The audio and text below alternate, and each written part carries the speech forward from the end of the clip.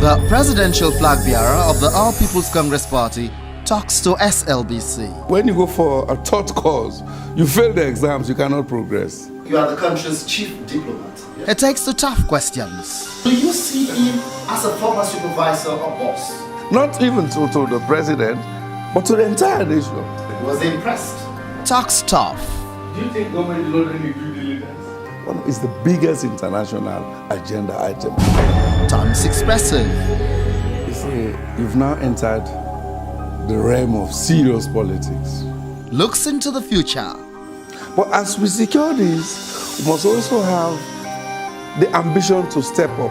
And stays poised.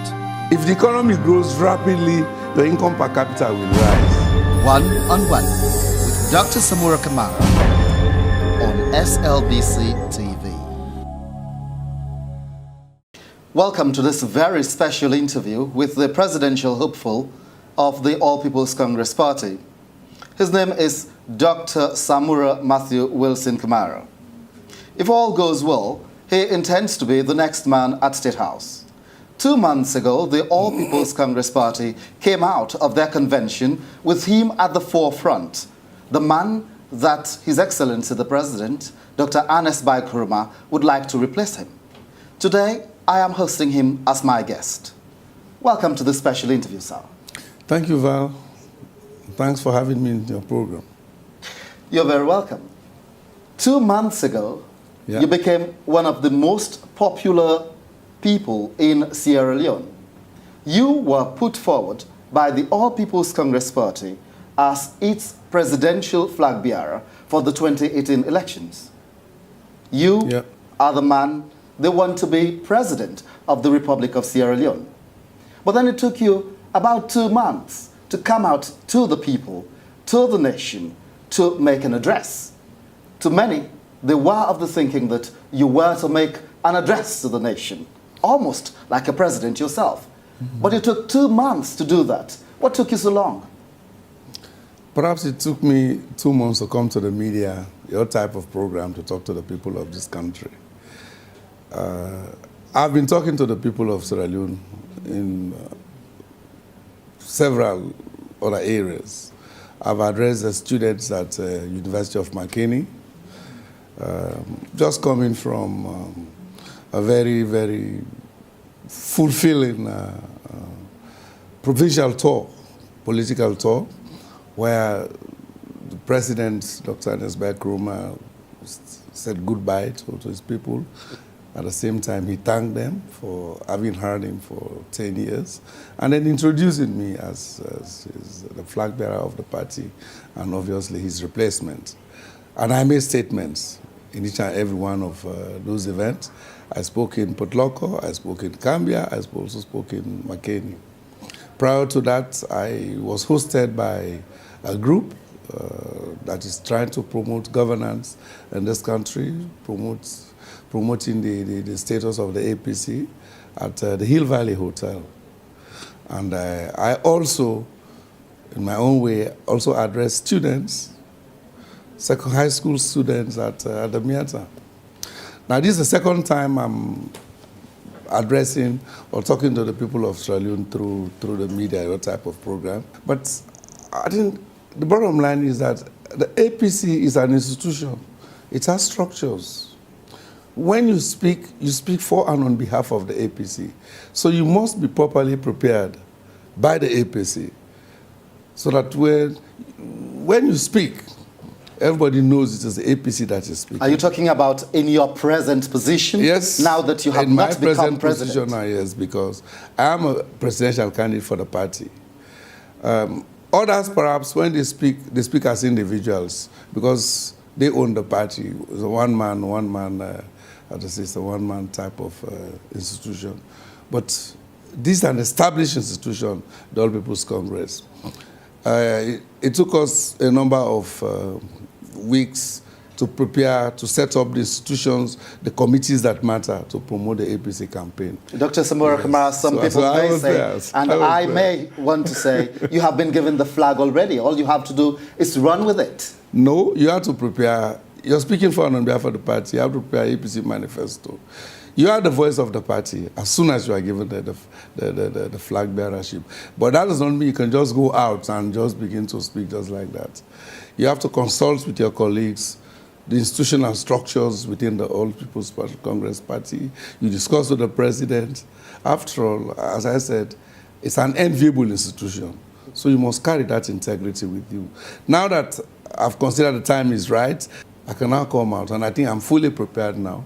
I have the authority of the party to start speaking on their behalf. You were one of 28 people, yes, envying that big seat, the big position that you now have, flag bearer and the president in potency. Mm-hmm. Now, did you actually apply like the others? There have been thoughts that you manifested no interest and your appointment came from the blue. Well, everybody had their own opinion, but what I must say is that, yes, I was one of 28 candidates that competed for this position. We all did it in different ways. Some of us stayed quiet, others were more overt. But at the end of the day, by divine intervention, Samura Kamara was chosen through President Nkrumah in consultation with the party stalwarts. So I am humbled by that. I'm honored and I'm privileged to serve the party, but more particularly, so beyond that, to serve the country. Others were overt in their manifestation of interest for the position of presidential aspirant of the APC. How did you make your own interest known or felt? As an individual, I just hope that God will choose me. I don't discuss my interest with anybody. Except? But people will come to you and pronounce to you that, I think you will make a good president. I said, fine. Let God's will be done. And this is God's way. The president had a dinner of presidential aspirants He did. In the earliest periods. Yes. In fact, several of them. And the people they were expecting in his house for that dinner did not include you. In fact, when you turned up, people were alarmed. How were you selected as one of those to attend a dinner of presidential hopefuls? I don't think people were alarmed. They just saw that Samura Kamara was one of those invited for that dinner. But let me just tell you what happened. The first dinner, we all were there. As friends, we were joking. Nobody talked about presidential candidacy, okay? And then His Excellency usually could invite anybody. They did not tell us this was a dinner for presidential candidates. No, nobody knew. I was not told. I was just invited, said the president wants you to dinner. I mean, that's a privilege, to be invited by the president for dinner. So I went, and I remember the scope introduced him as, listen, gentlemen, he's actually the president. And he said, no, introduce me as the chairman and leader of the All People's Congress, because this is a family meeting, EPC meeting. And straight away he addressed us. He said, well, ladies and gentlemen, I've invited you for this dinner. It's a family party meeting. And I know many of you will link it up to your candidacy, competition for presidential aspirants. And then I said, okay, if that being so, some of you have come out. You've shown your interest. Others have not shown their interest, but I know they are interested. Were you part of the others he mentioned whom he suspected were interested but had not manifested because he said so, any interest? Automatically, I fitted the mood. Yes. You wanted to be president, but you were quiet about it. Everybody has aspiration, but you must be able to manage your ambition and aspirations in life. To tell you the truth, I don't think you must be a president to be able to contribute to Sierra Leone effectively. And I think, as far as I'm concerned, I have contributed to Sierra Leone for many, many years without eyeing the seat of a presidency. And I've had a fulfilled career path. Now, when this came up, that's why I said I was very humbled and honored. So I'm going to accept it with humility and move on. the president did suspect that you wouldn't mind being the flag bearer of the All People's Congress Party. Well, in that case, I was not even alone. My running mate was also invited. Captain Patso was invited. Minka Lumasari was invited. The vice president was invited. The majority of us never actually came out. But it's left with the wisdom of His Excellency the President to look around and to say, okay, I'm going to invite all of those whom I think will fill the shoes. And that's why it's important for everybody to know that each one of us, the 20th, could have fitted this position. You have flown. Each one of us. With the president, in and out of Sierra Leone. Indeed. On many occasions. He has had the time to observe you. Yeah. You have had the time to be very formal and to a great extent informal with each other. As well, yeah. Has he at any one time teased you? Never, he has never. When the president and I travel, we talk about moving Sierra Leone forward, about policies. As Minister of Foreign Affairs, whenever we traveled, our discussions would border on foreign policy, because I have a responsibility to raise the voice of Sierra Leone, to enhance Sierra Leone's external legitimacy, representation, and credibility, and relevance. So whenever we travel, we talk about, we limit ourselves to the agenda that we're going to discuss. And then we talk about other global issues. And thereafter, we talk about Sierra Leone, some challenges that we are facing. But these are all policy related.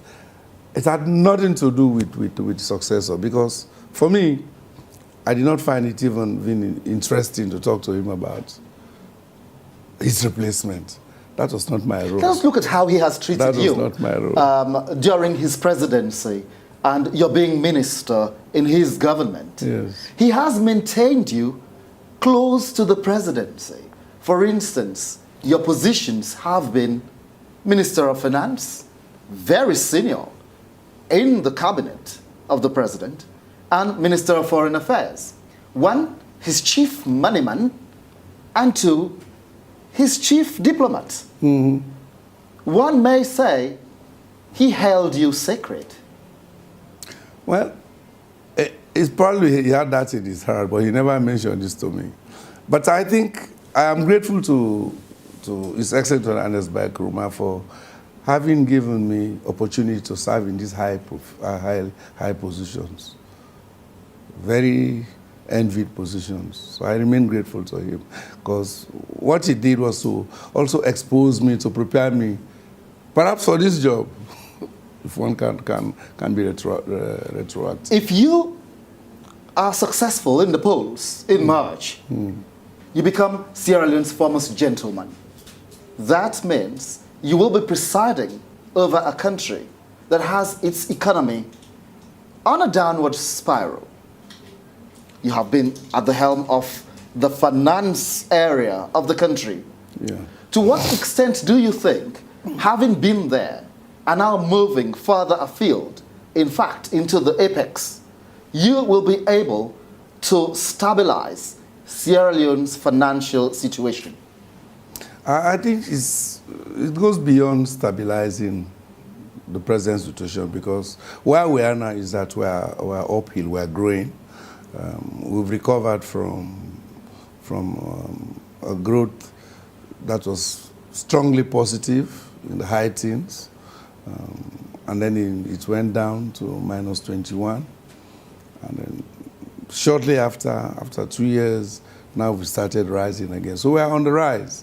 But I think one must honestly state that all the positions I've held have helped to transform me.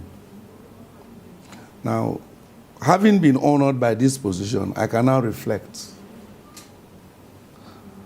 to see that throughout my life, beyond these three positions, I've always been at the sharp end of Sierra Leone's social, political, economic challenges in terms of policy prescriptions, policy execution.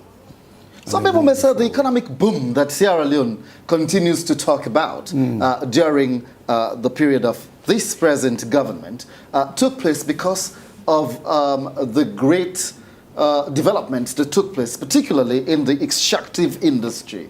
That was why things went down when that area encountered difficulties. For instance, it was because of the great rise that took place in the mining and sale of iron ore that Sierra Leone started experiencing this huge climb in the economic sector, to the extent that when the price fell, Sierra Leone fell with it.